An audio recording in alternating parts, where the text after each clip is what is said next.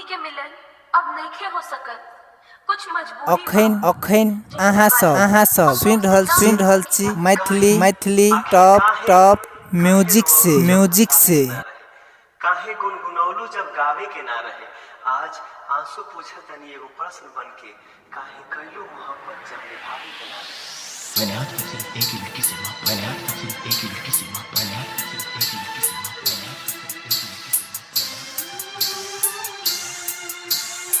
I love you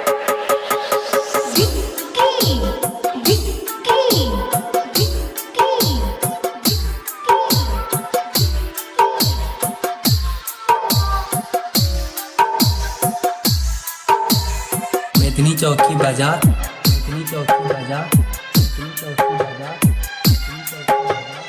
Lakhisarai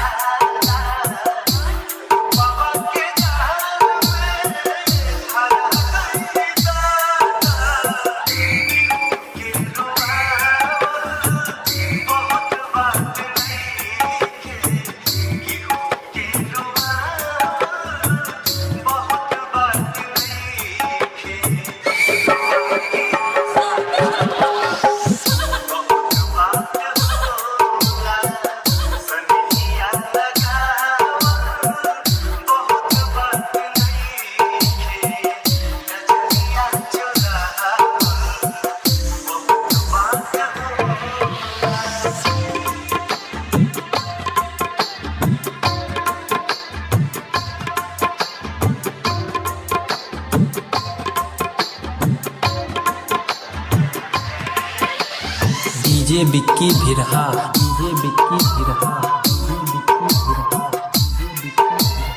Medni चौकी बाजार